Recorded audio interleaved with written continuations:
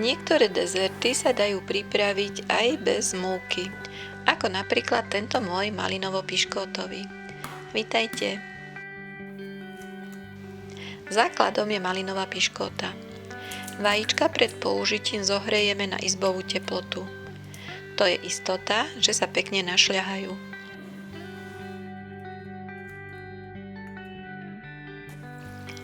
Bielky začíname šľahať na stredných otáčkach.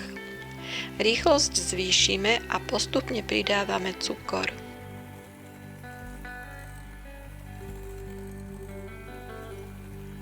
Ak sa sneh drží na metličke, ďalej nešľaháme, aby sme ho neprešľahali, a začneme prilievať žltky. Vajíčka šľaháme až do hustej peny. Rýchlosť znížime na minimum a prilejeme olej.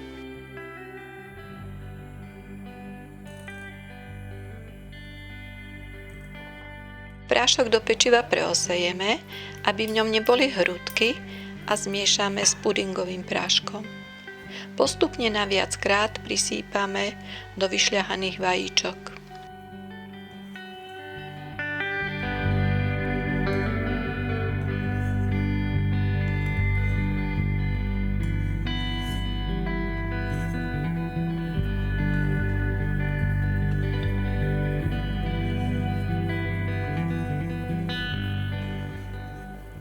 Cesto miešame veľmi pomaly, aby nespľaslo. Nesmie byť ani riedke a ani husté.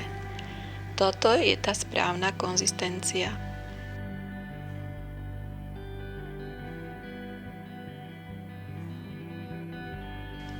Piškota počas pečenia narastie, preto treba použiť vyšší plech. Rúru pred pečením predhrejeme. Plech položíme na strednú priečku a použijeme funkciu s ventilátorom, ak je samozrejme tá možnosť. Plniť budeme jednoduchým maslovo-pudingovým krémom.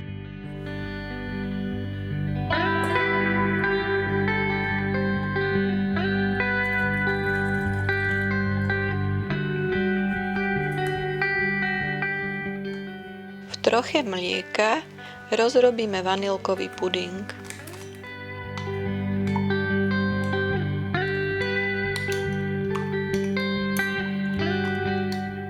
Mlieko osladíme dostatočným množstvom cukru, lebo do masla už cukor nebudeme dávať. Ochutíme vanilkovým extraktom. Prilejeme puding a uvaríme hustú kašu.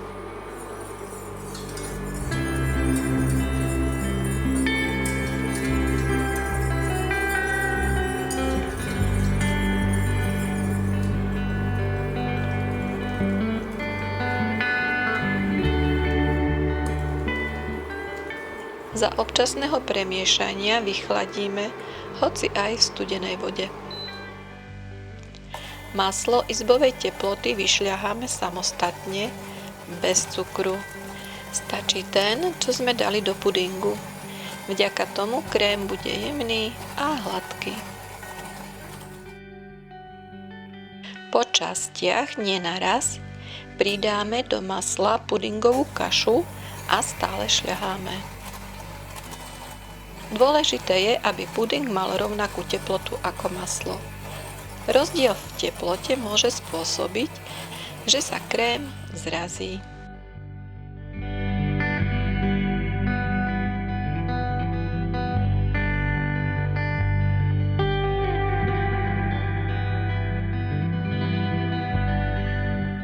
Z upečenej a vychladenej piškoty olúpeme hornú časť. Nezabudneme stiahnuť papier na pečenie.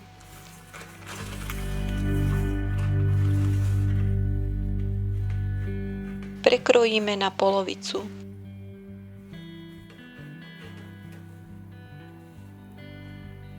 Jednu časť natrieme džemom.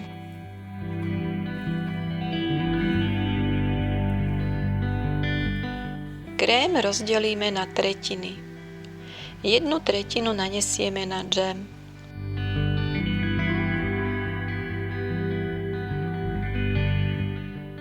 Rozotierame opatrne, aby sa krém s džemom nepomiešal.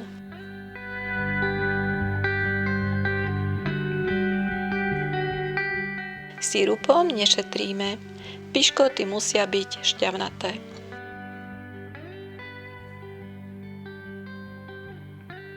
Trochu krému si odložíme na vrch koláča.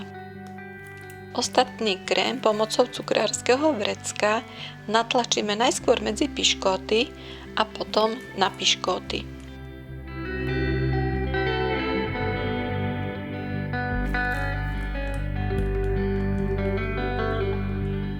Rovnomerne rozotrieme.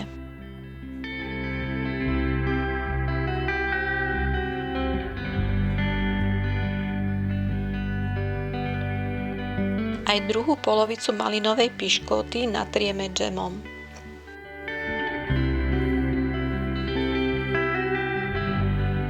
Preklopíme na krém a dobre popritláčame.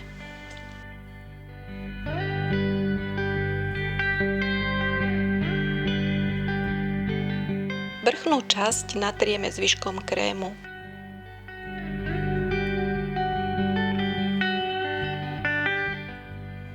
Krém zarovnáme a dáme do chladničky stuhnúť. Tento čas využijeme na prípravu zrkadlovej polevy. Recept je jednoduchý a poleva podľa neho sa mi vždy podarí.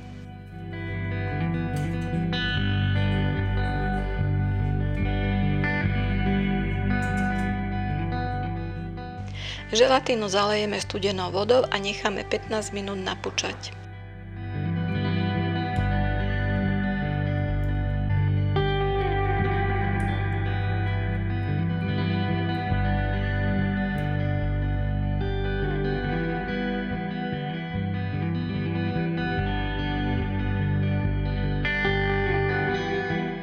Do vody pridáme cukor, kondenzované mlieko a necháme prejsť varom.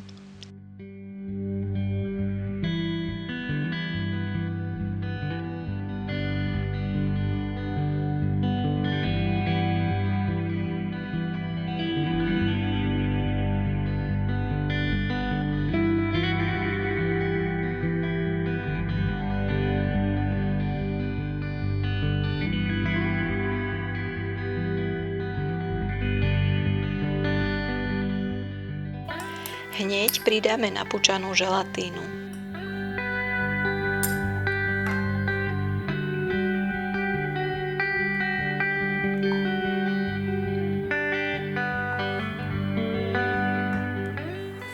Kukuričný sirup a bielu čokoládu, najlepšie Callebaut.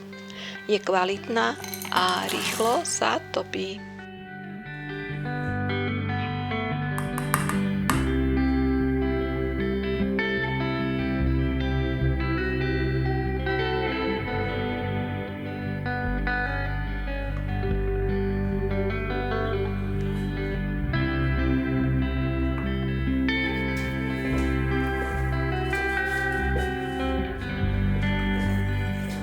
Po roztopení čokolády polevu metličkou dobre vymiešame.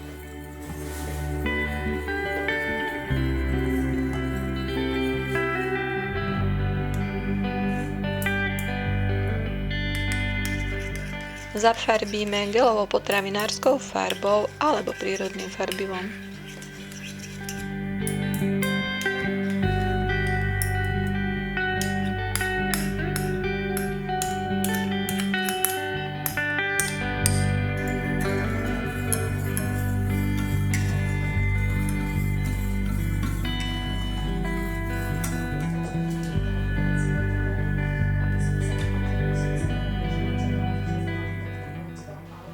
Polevu vychladíme na 29 stupňov Celzia. Mne sa podarilo na 28,3 a musela som ju zohrievať, lebo teplota je veľmi dôležitá.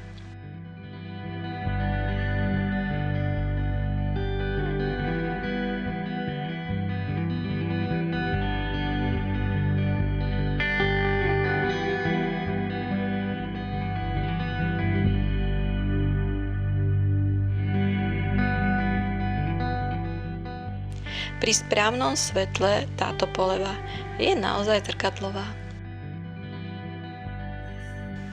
Je to skvelý zákusok a určite stojí za ochutnanie. Nech sa vám darí.